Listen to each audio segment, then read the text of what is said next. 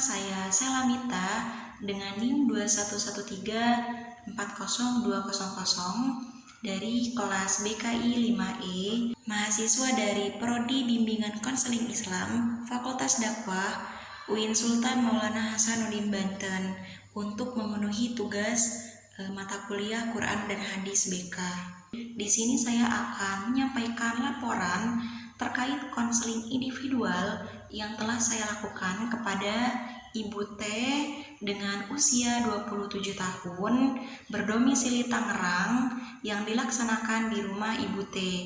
Nah, jadi Ibu T ini belum mempunyai anak. Ia berprofesi sebagai perawat dan ia memiliki suami yang berprofesi sebagai TNI yang bertugas di salah satu yonif yang ada di Tangerang.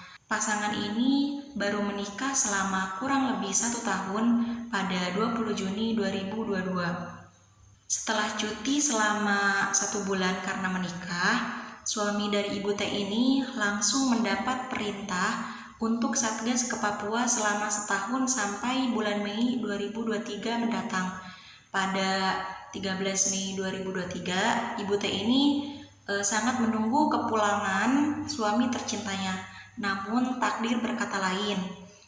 Suami dari Ibu T ini tewas dan gugur di medan perang. Suami dari Ibu T ini mengalami luka di bagian kepala dan dagu akibat serangan dari KKB, kelompok kriminal bersenjata yang ada di Papua.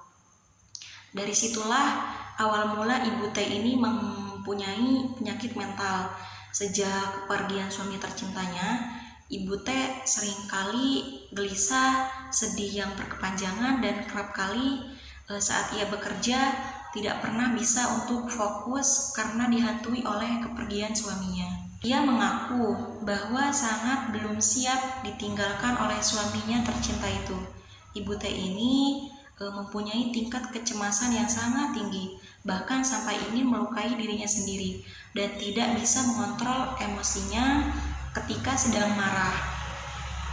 Ibu T ini mengaku mempunyai darah tinggi dan pada malam hari jantungnya sering berdebar dan kesulitan untuk tidur. Ibu ini mengalami PTSD atau Post Traumatic Stress Disorder. Dari penyakit mental yang dialami oleh Ibu T tersebut, saya mengatasi dengan memakai pendekatan terapi perilaku kognitif. Psikoterapi atau terapi perilaku kognitif merupakan salah satu pengobatan yang paling efektif untuk mengatasi PTSD.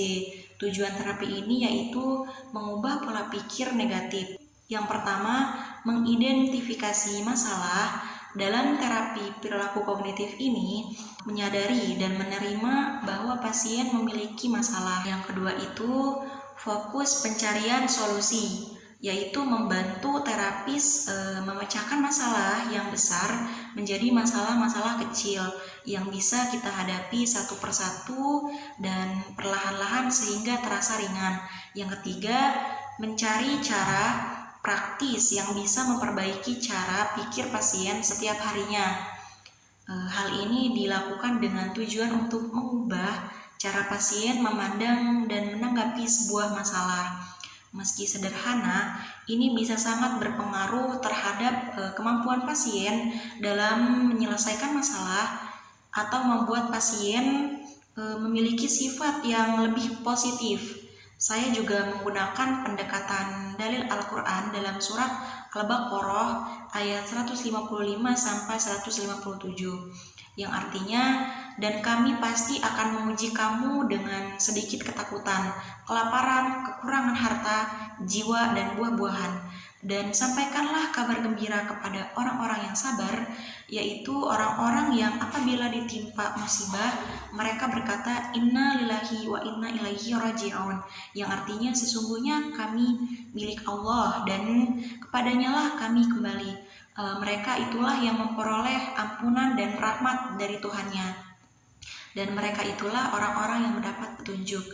Nah, dari ayat tersebut mengajarkan pentingnya kesabaran dan menghadapi ujian hidup, dan bahwa Allah akan memberikan berkah dan rahmat kepada mereka yang sabar. Saya juga menggunakan hadis BK dari Rasulullah SAW yang berbunyi, Jika musibah menimpa pada seseorang hamba di badannya atau anaknya, lalu ia menghadapinya dengan kesabaran yang baik, maka Allah di hari kiamat menaikkan timbangan untuknya atau memberikan padanya buku catatan.